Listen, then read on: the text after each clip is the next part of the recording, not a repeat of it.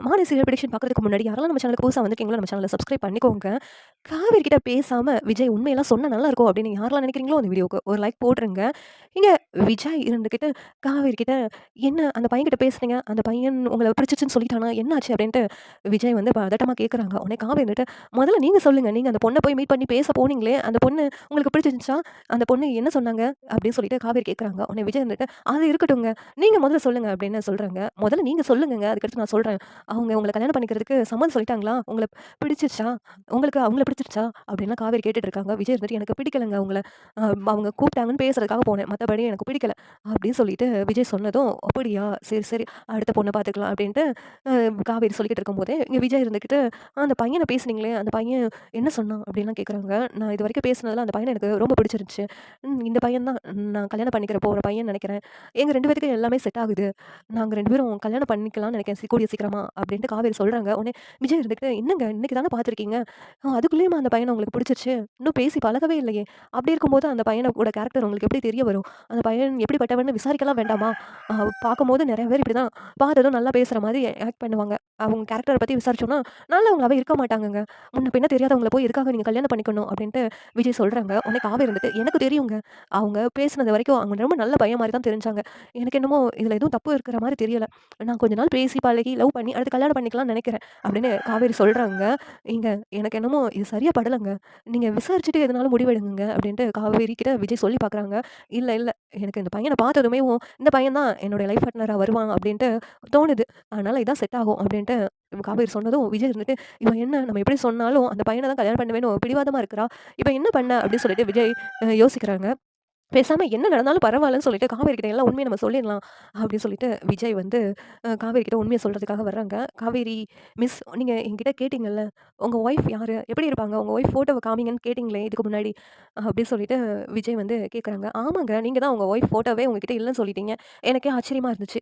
இவ்வளோ தூரம் உருகி உருகி லவ் பண்ணதா சொன்னீங்க. ஒரு ஃபோட்டோ கூட இல்லையா?" அப்படின்னு எனக்கு ஷாக்கா இருந்துச்சு. "ஆமா. ஃபோட்டோ வச்சிருக்கீங்களா?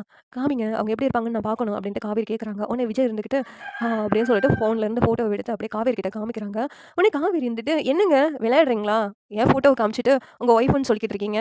என்ன நெனச்சிட்டு இருக்கீங்க?" அப்படின்னு காவேரி கோவப்படுறாங்க. உடனே விஜய் இருந்துட்டு, "இங்க பாருங்க, இதுதாங்க என் ஒய்ஃப்."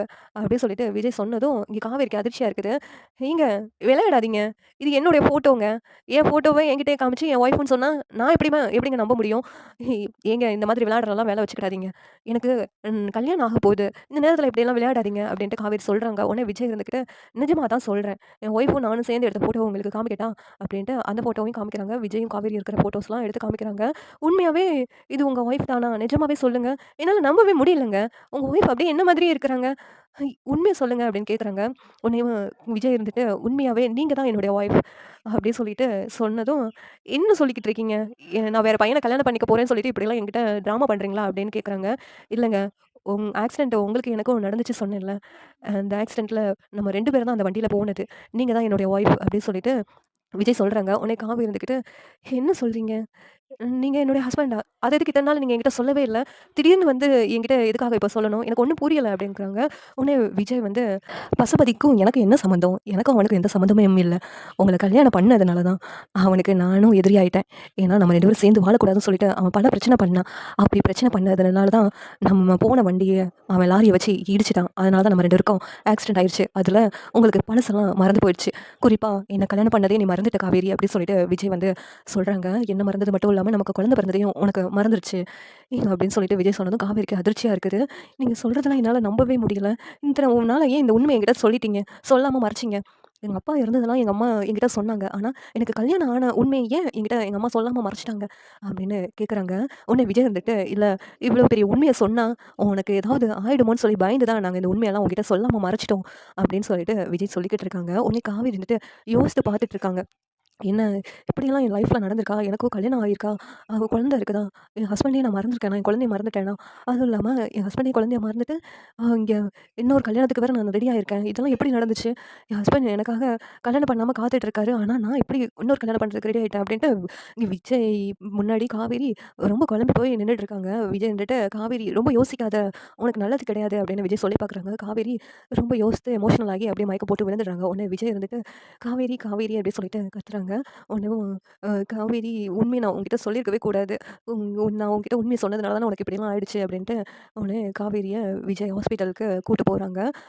காவேரி உனக்கு ஒண்ணும் ஆயிடக்கூடாது காவேரி. இத்தன நாளா உண்மைய மறைச்சுட்டு ஏன் திடீர்னு போய் உன்கிட்ட சொல்லணும்? எல்லாம் என்னுடைய முட்டாள்தனம் தான். நான் சொல்லியிருக்கவே கூடாது. காவேரிக்கு எதுவுமே ஆகக்கூடாது அப்படின்னு விஜய் வந்து புலம்பிக்கிட்டேவும் ஹாஸ்பிட்டலுக்கு போயிடுறாங்க. காவேரிய தூக்கிட்டு ஹாஸ்பிட்டல் போயிட்டு டாக்டர் காவேரி பேசிக்கிட்டு இருக்கும்போதே திடீர்னு மயக்கம் போட்டு விழுந்துட்டா. என்னாச்சுன்னு பாருங்க அப்படின்னு சொல்லிட்டு விஜய் வந்து சொல்றாங்க. உடனேவும் டாக்டர் இருந்துகிட்டு சரின்னு சொல்லிட்டு செக் பண்ணி ட்ரீட்மெண்ட் பண்றதுக்காக போறாங்க. அங்க ட்ரீட்மெண்ட்டும் போய்க்கிட்டு இருக்குது. போயிட்டு இருக்கும்போது டாக்டர் வந்துட்டு விஜய் கிட்ட வர்றாங்க. வந்ததும் "ஏங்க இவங்களுக்கு ஏதாவது முன்னாடி அடிபட்டுச்சா?" அப்படின்னு சொல்லி கேட்குறாங்க. ஆமா, ஒரு ஆக்சிடென்ட்ல இவங்க பழசெல்லாம் மறந்துட்டாங்க. சில இத மட்டும். அத இப்ப ஞாபகப்படுத்த முயற்சி பண்ணும்போது தான் இப்படி ஆயிடுச்சு. எதுவும் ஆகாதுல்ல என்னுடைய காவேரிக்கு அப்படின்னு விஜய் அழுதுகிட்டே சொல்றாங்க. "இருங்க இவங்க கண்ணு முழிச்சா தான் எதுவும் சொல்ல முடியும். இப்ப ட்ரீட்மெண்ட் போயிட்டு தான் இருக்கு. நீங்க எதுக்கு பழசெல்லாம் ஞாபகப்படுத்துனீங்க? டாக்டர் தான் சொல்லியிருப்பாங்கல்ல. பழச ஞாபகப்படுத்தினா அவங்க உயிருக்கு ஆபத்துன்னு சொல்லிட்டு, அப்படி இருக்கும்போது ஏங்க இப்படிலாம் பண்ணீங்க?" அப்படின்ட்டு கேட்குறாங்க. இல்ல அந்த சிச்சுவேஷன் ஆயிடுச்சு. அதனால உண்மைய சொல்ல வேண்டியதாயிடுச்சு டாக்டர் அப்படின்னு விஜய் சொல்லி பார்க்குறாங்க. ஆனா டாக்டர் ட்ரீட்மெண்ட் போயிட்டுருக்குது. கொஞ்ச நேரம் கழிச்சு தான் சொல்ல முடியும் எதுவா இருந்தாலும் அப்படிங்கிறாங்க. எங்க விஜய் தாத்தாவுக்கு, சாரதாவுக்கு எல்லாம் ஃபோன் பண்ணி இன்ஃபார்ம் பண்றாங்க. காவேரி ஹாஸ்பிட்டல்ல இருக்கிறான்னு சொல்லிட்டு. உடனேவும் இங்க சாரதா, தாத்தா எல்லாரும் ஹாஸ்பிட்டலுக்கு வந்துடுறாங்க. "என்னாச்சு மாப்பிள என்னாச்சு?" அப்படின்னு சொல்லிட்டு சாரதா கேட்குறாங்க. அத்த காவேரி என்கிட்டயே வந்து இன்னொரு பையன எனக்கு பிடிச்சிருக்கு. அவன கல்யாணம் பண்ணிக்க போறேன் அப்படின்னு சொன்னா. என்னால அத தாங்கிக்க முடியல அத்த. இது எங்க போயிடும்? காவேரிக்கு இன்னொரு பையனோட கல்யாணம் ஆயிடுமோ? என்ன வெறுத்துருவாளோ? அப்படின்ற பயம் எனக்கு வந்துருச்சு அத்த. அதனால தான் காவேரி கிட்ட நான் உண்மையெல்லாம் சொல்ல வேண்டியதாயிடுச்சு. நீ தான் என்னுடைய பொண்டாட்டி அப்படின்னு சொல்லி உண்மைய சொல்லிட்டேன். காவேரி அத யோசிச்சு யோசிச்சு பார்த்து அப்படியே மயக்கம் போட்டு விழுந்துட்டா.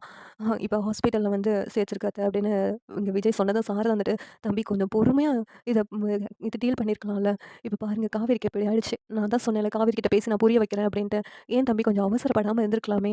அவசரப்பட்டீங்களே!" அப்படின்ட்டு சாரதாவும் அழுகுறாங்க. "அத்த காவேரிக்கு எதுவும் ஆகாதுல்ல" அப்படிங்கிறாங்க. "எதுவும் ஆகாது. நீங்க வருத்தப்படாதீங்க" அப்படின்ட்டு விஜய் வந்து விஜய் கிட்ட வந்து சாரதா வந்து ஆறுதல் சொல்றாங்க. இங்க தாத்தாவும், "என்னப்பா உன் வாழ்க்கையில இப்படியே நடந்துகிட்டு இருக்கு. காவேரி கூட நீ சேர்ந்து சந்தோஷமா வாழ்வேன்னு பார்த்தா, காவேரி மறுபடியும் வந்து அவளுக்கு இப்படி உடம்பு சரியில்லாம ஆயிடுச்சே" அப்படின்னு தாத்தாவும் ஃபீல் பண்ணிக்கிட்டு இருக்காங்க. இங்க அ டாக்டர் வர்றாங்க. அந்த பேஷண்ட் கண்ணு முழிச்சிடுறாங்க. "போய் பாருங்க" அப்படின்னு சொல்லி சொன்னதும், உள்ள போறாங்க. போனதும் காவேரி விஜய பார்த்துட்டு, "விஜய்" அப்படின்னு சொல்லிட்டு கூப்பிடுறாங்க. உடனேவும் இங்க ரொம்ப சந்தோஷமாயிடுது விஜய்க்கு. "காவேரி என்ன மறக்கல. என்ன ஞாபகம் இருக்குது காவேரிக்கு" அப்படின்ட்டு விஜய் வந்து சொல்றாங்க. உடனேவும் சாரதா சந்தோஷப்படுறாங்க. விஜய் இருந்துகிட்டு, "காவேரி உனக்கு ஒண்ணும் ஆகலல்ல. நான் கொஞ்சம் பயந்துட்டேன்" அப்படின்ட்டு சொல்றாங்க. "எனக்கு என்ன ஆக போகுது விஜய்? நான் நல்லா இருக்கேன். நீங்க எப்படி இருக்கீங்க?" நம்ம வய நமக்கு இருக்கேன் அந்த ஆக்சிடென்ட் ஆனதுலேருந்து ஞாபகம் இருக்குது. உடனேவும் காவேரி, "நமக்கு குழந்தை பிறந்துச்சுல்ல, எங்க இருக்கு நம்ம குழந்தை?" அப்படின்னு காவேரி கேட்குறாங்க. உடனே விஜய் இருந்துட்டு, "காவேரிக்கு குழந்தை பிறந்ததுலாம் ஞாபகம் வந்துருச்சா?" அப்படின்னு சொல்லிட்டு சந்தோஷப்படுறாங்க. உடனேவும், "நம்ம குழந்தை இந்த அம்மு" அப்படி சொல்றாங்க. "என்ன இவ்வளோ பெரிய குழந்தை ஆயிடுச்சா? இப்ப தானே பிறந்திருக்கும். அதுக்குள்ள எப்படி?" அப்படின்னு சொல்லிட்டு காவேரி கேட்குறாங்க. உடனே அப்பதான் டாக்டர் சொல்றாங்க, "அவங்களுக்கு ஆக்சிடென்ட் ஆகும்போது ஞாபகம் இருந்தது இது வரைக்கும் இப்ப மறுபடியும் அவங்களுக்கு திரும்பி வந்துருச்சு" அப்படின்னு சொல்லிட்டு டாக்டர் சொல்றாங்க. இடையில உள்ளதெல்லாம் மறந்துட்டாங்க அப்படின்ட்டு. இங்க ஒரு சந்தோஷமா தான் இருக்குது. ஆனா, "அம்மு இவ்வளோ பெரிய பொண்ணா வளர்ந்துருச்சா?" அப்படின்னு இங்க காவேரி வந்து ஷாக் ஆகுறாங்க. "அம்மா நீங்க தான் என்னோட அம்மாவா?" அப்படின்னு சொல்லிட்டு அம்முவும் காவேரியும் கட்டிப்பிடிச்சு அழுகுறாங்க. இதெல்லாம் பார்த்துட்டு தாத்தாவும் சாரதாவும் ரொம்ப சந்தோஷப்படுறாங்க.